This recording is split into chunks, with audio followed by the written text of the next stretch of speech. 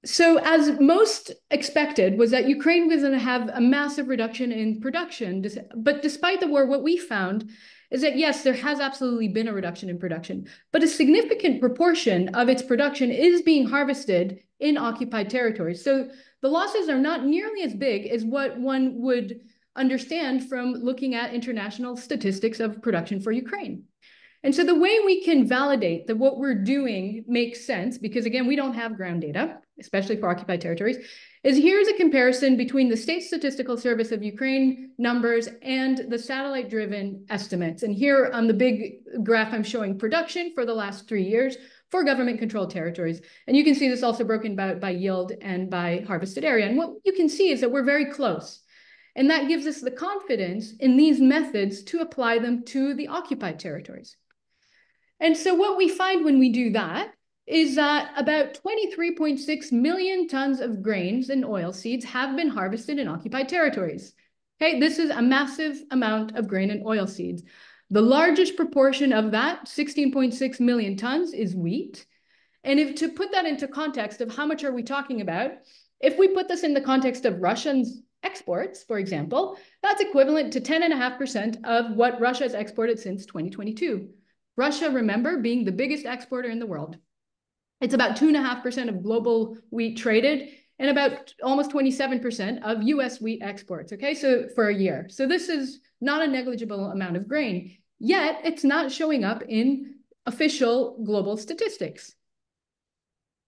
And so if you look at what Ukraine's production is, according to global statistics, it's this, this is before the war, and this blue line here is what it looks like in statistics. And therefore, the main storyline has been Ukraine has lost a tremendous amount of production. Russia happens to have had bumper crops and significantly increased its production. Yet what we see from the satellite data, on average, if you account for Ukraine's total territory, on average, there's been a decline of around 4 or 5%, and not the 20% if you look at official statistics. And there's been a large focus on reporting on this and from being able to show what the impact of the war has been. And here I've just put an article that came out in Science last week talking about it. The problem with focusing on that is that it's masking the massive amount of grain that is essentially being seized on the occupied territories. And so a lot of people assume that there is no production because of the war. And in fact, there is, but it's now no longer benefiting Ukraine. And so this has been really important and really the only way to be able to account for and show and potentially start to quantify how much grain is being seized and potentially being illicitly traded.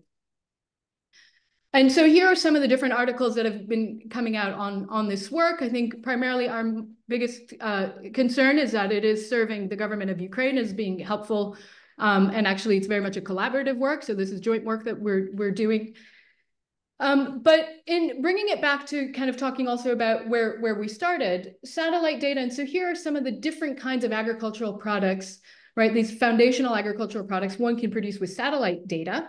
And it's about crop type, it's about crop management systems, it's about productivity. And these are not only important for what I just showed in terms of estimating, for example, production or losses, these are also really important for being able to advance sustainable transition. And I know there's a lot of work ongoing in this space in Ukraine by various organizations, including on kernel, and can help to provide really a lot of the critical information about how do we better manage this kind of transition? How do we understand which practices work best where?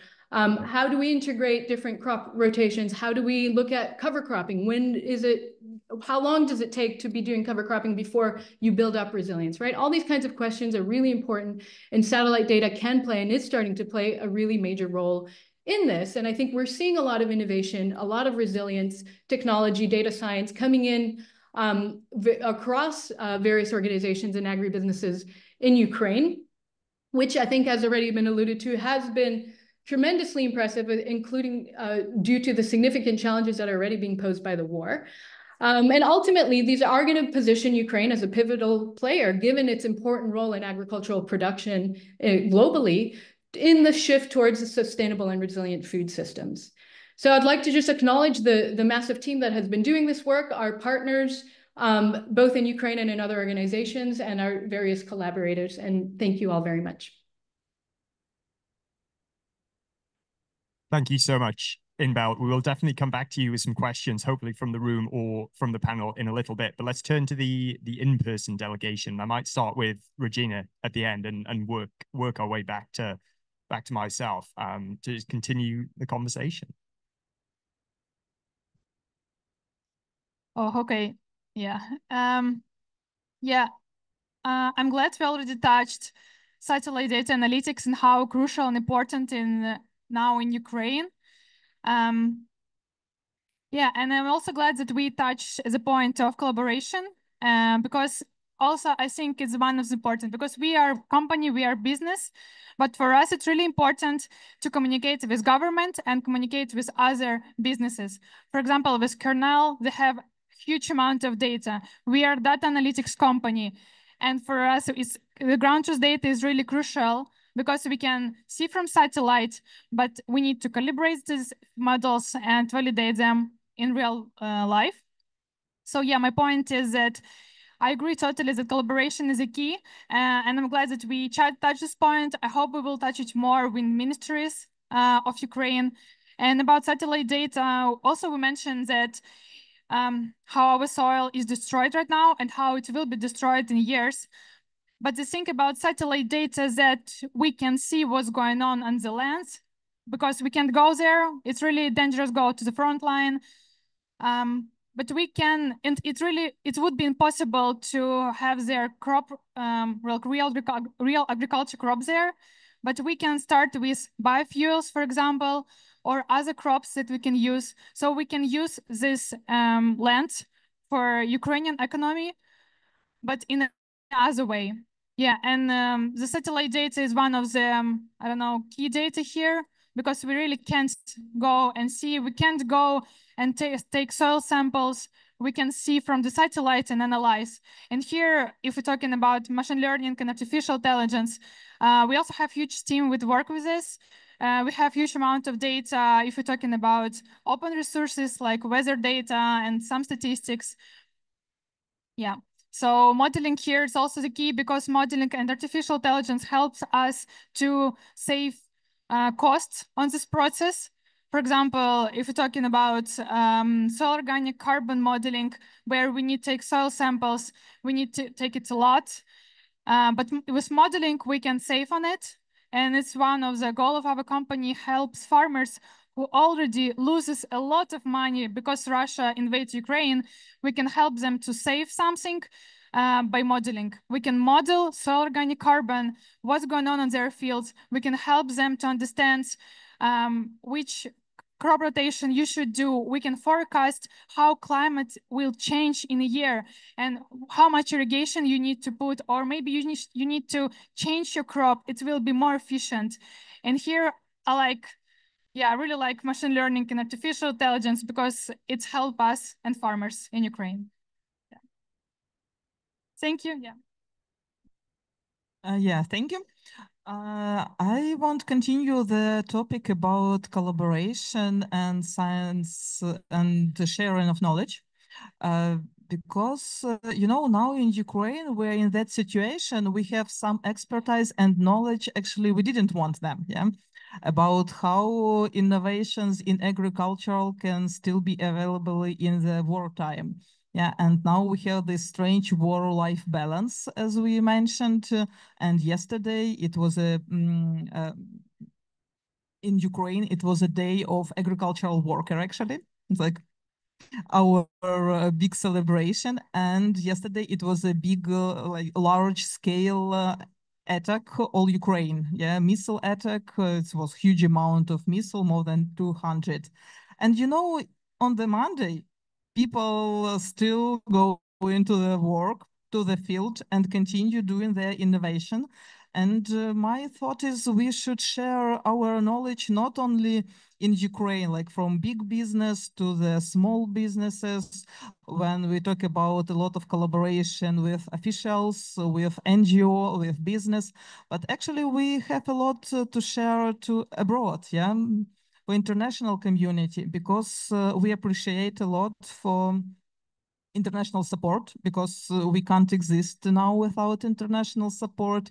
But we now has our unique expertise in different area, and we are ready to share because we don't know in 5 years where is a big war coming. Yeah, and people still need food, and people still need agriculture even in that wartime.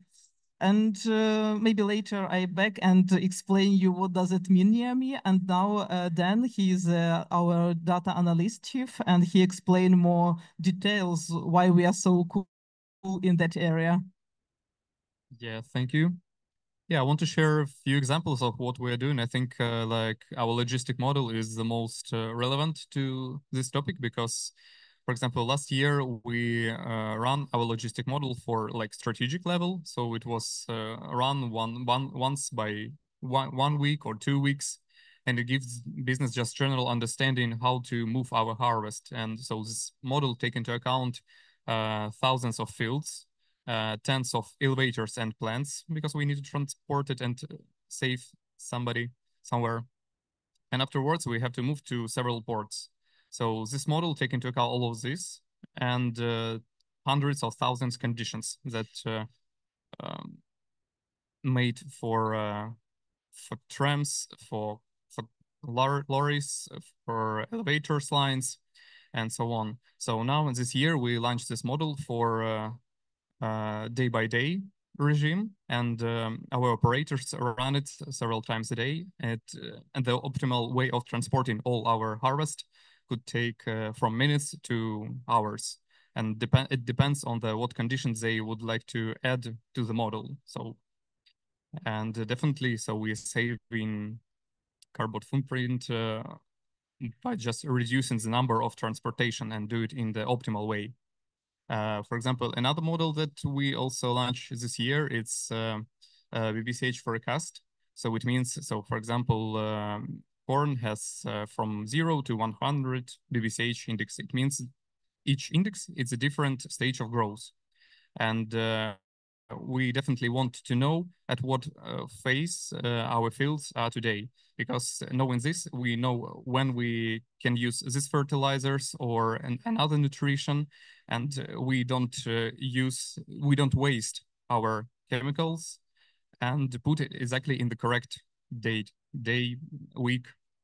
And it also, like, I can't say it's saving, but it's helping us to use it in more proficient way. So also, and I hope all these models like BBC forecast, it gives us understanding when we'll get our grain ready to harvest. So a result of these models combining with crop yield forecast, combining all these models will go to the logistic models, and we want to make like chain of models that help each other to take into account of previous model. And for example, here on that stand, if you have time, you can check how our model of counting number of seeds in corn.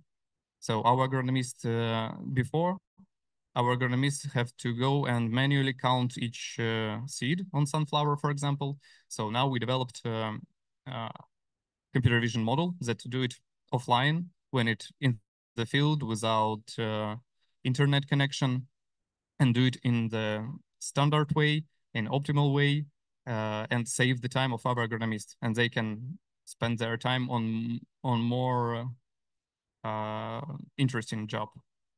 So yeah, we do a lot of things that will, in future, we'll calculate how much we save carbon footprint, but it will be in the future. And now we're testing, evolving, and we like what we're doing. Thank you. Very nice ending. You like what you're doing. It's great, impressive. I'm the last speaker? Yes. I'm with FAO, the Food and Agriculture Organization, and FAO has a double mandate, a humanitarian mandate and a development mandate. And in Ukraine, we are coming in with a humanitarian mandate, especially to help on the demining operation, bringing in the technical skills and the expertise, especially on the soil aspects, but also contributing to strategies on the recovery of the agri-food system that's been impacted and is being impacted by the war. This is important to have the linkages between the emergency and the recovery and the development. And we work in our office, especially on a multi-hazard risk and impact management approach. And here we really, and I'm happy to hear this from the introduction and from the panelists on looking at the combination of the war and the climate change, because these are two threats and impacting both the agri-food system in Ukraine and in many other countries in the world. So it's very important to have this multi-hazard risk and impact management approach to move forward and build, the resilience and sustaining peace. So the agri-food system approach is really involving all actors, from production to consumption along this food value chain. But here in Ukraine, what we've been especially collaborating on from the beginning of the crisis, but now it is evolved with the FAO-WFP collaboration since 2023 on the urgent demining efforts, as we've heard before, and to try to focus the efforts because it's expensive and we cannot tackle all the areas at one go. The idea is to focus and use the data and information on the arable land of Ukraine and to focus on demining first the most productive area, because that is orientating the strategic priorities of these costs and these investments and to prompt the return to production. So as we've heard, explosive and minings having not only a hazard and affect the life of the farmers, but are extremely damaging for the soil with contamination that is at times reversible, at times non-reversible. So it is very important not only to analyze that which one are these most fertile and productive soil to give priority first, but it's important to assess the degree of contamination of the soil. And FAO has been providing, together with WFP, on this mine action program, testing and establishing the methodology for the soil contamination assessment. And it's acting in that way in a scientifically neutral partner for doing this assessment of the war-related chemical contamination and support of the Ministry of the Economy, which is the lead Ukraine authority for humanitarian demining. FAO, it's training experts in the relevant institution from Ukraine on the soil damage analysis. And this is being done in the training center of the specialized laboratory of the Ministry of Defense of Belgium. I'm a Belgian agronomist, so I have to say it. In addition, FAO is coordinating the soil analysis initiative, helping the institution and the Ukrainian authorities to coordinate the information of the soil contamination information and analysis with the action operators, because the interplay of the data and the validity of this data is important, that the data is prioritized and shared so it can inform all the various operational chain. So this is really the work that that is taking us, all this sort of technical support at the soil level. I know that there's been also collaboration on the water issue, on the climate, low carbon production, the resilience, other type of risk management, disaster, climate-related disaster risk, drought, flood, and so on is also very important. But at the moment, this is the big focus and the spotlight on this humanitarian role, which is important in the current conflict situation, but very important to kickstart the recovery of those most productive land as an ongoing effort. I think I would like to end here, and I want to thank you very much for having us on the panel. Oh, thank you, everyone. Before turning to the room for any questions, just talk about collaboration. It came up a lot, and I think every innovation initiative in history has probably lived or fallen apart based on collaboration, and specifically collaborating towards a kind of shared goal, an outcome, a mission, call it what you will. And I want to turn to Inbal if you're still able to hear us, and then go along the panel with just a quick, maybe 1 minute call to action to your entire systems. Like, who do you want to collaborate with more that is not currently around the table in the way they should be? Who do you want to bring in to the, I was going to use the phrase moonshot for a second, because that's almost become synonymous sometimes with these mission-driven partnerships or programs. But yeah, 1 minute call to action. Who do you want to collaborate with more? Inbal. Great, thanks. That's a great question. I mean, I think it's with the private sector, and it's the private sector, and there it's a lot of different, right? It's those that have a lot of being able to better develop models, whether we're talking about sustainability and understanding better, how do you give advice and understand which practices you should be encouraging where, or how do you provide financing for that, or insurance for that matter, and understand the risk. A lot of that depends on having very good ground data. And that data exists, but it exists oftentimes on the private sector side. On the research side, I think there's a lot more we could do together from the policy, research, and private sector continuum, if you will. I think if we develop more trusted relationships, if we understand better how to develop mutually beneficial kinds of propositions for each other, and very clearly from the beginning state what is in it for each group and how do we work together and how do we build that trust, I think we'll move forward much, much faster. And I'm happy to say that in Ukraine, we've been able to do that, in my perspective.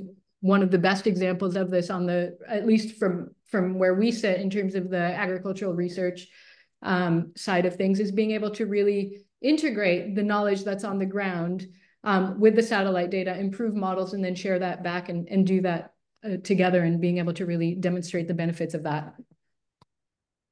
Perfect. Let's keep going along the line in the room. I think we've still got time.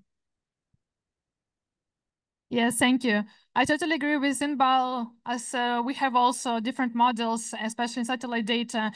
It's really important for us to collaborate with private sector, because they have a lot of ground truth data that help calibrate and validate our modeling.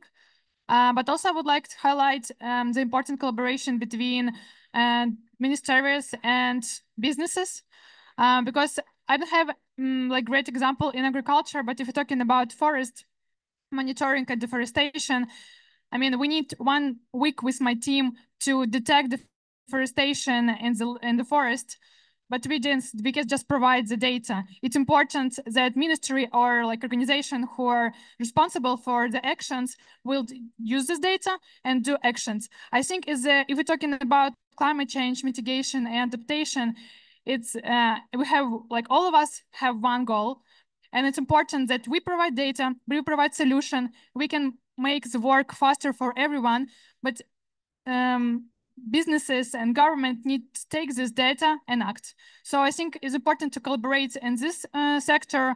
And also, if we're talking about machine learning data, it's always about data. And yeah, in one goal, we need to get this data. Thank you. Thanks. I try to use like different point of view. In innovation, we always need a lot of creativity, you know, and our stakeholders, it's not only scientists or private business or officials or governments.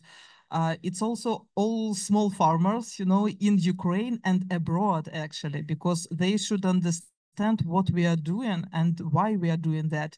And I want to show you closer. It's named like Minefield Honey. It's our project, kernel project, about how to use the land, like mined territory, not very productive, as you mentioned, yeah, because like first stage, it's very productive, we should demine them. But we have different type of soil in Ukraine, and some of them are pollinated too much, and we try to use them like made honey, you know, and it's a nice symbol of renewal, and it's possible for small farmers use it, and we're very proud of that. Actually, we are talking a lot about we should add innovation for every step on the path of the grain, you know, like path of the grain, it started from seedlings and then continue to the logistic and to the other seeds.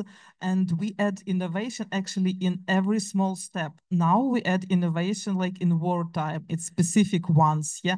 But we have that expertise, and now we are talking more, we are ready to share. It's what, well, yeah. Yeah, thank you.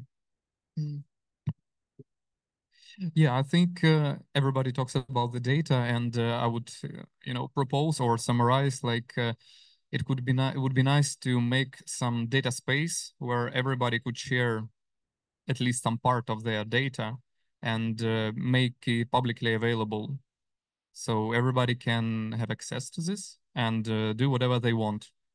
And so it's first step, and another step is to collaborate. So just to extend solutions, services, test them, validate them, and talk about what exactly do we need. So time to time I have like problem with problem definition. So it's better also to just to say, okay, we need to make this target and we have such milestones. And if it's more clear and understandable, it's easier for us, for technicians, to reach these goals. And yeah, such kind of public meetings also would benefit, just to understand who are working in the same task, just to understand who can help each other. So yeah. Thank you. And I'm a small-scale farmer myself and try to walk the talk. And when I hear the cost behind demining and giving priority to first productive land, I think it would be also nice to have a partnership to help maybe some of the other smallholders in Ukraine that maybe are on a less productive land, maybe a little more marginal land. I don't know enough the geography and the territory, but very much in line with what you were saying. And to still find some sponsoring for demining of those areas. And in line with the climate priorities, climate mitigation and adaptation, to find in the recovery process and define together in a sort of multi, private, public, small, big sort of a task force to explore these different alternatives to this land recovery. What are the different options, the steps, as you were saying, biofuel, or maybe forest there, or that type of culture that decontaminates, what is there for the next step? But to articulate that is beneficial, yes, for large producers, but also for smaller actors, not only for the most productive land, but also with this climate lens that all land matter, both from the soil and the carbon sequestration function. Maybe I will end it here. Thank you very much. Hey, I don't see anyone rushing to push us off stage, so we might be able to fit in some audience questions if there are any. And if not, we'll continue the conversation away from the panel. Can I buy some of the minefield honey? Am I allowed to take it back? Does it clear customs? Don't know, I think. Okay, thank you. Let's talk. Thank you once again to the incredible panel, to Elena, who's had to leave us, to Inbal, who hear your applause, if the microphone's still working. I think it is, but yeah, thank you again.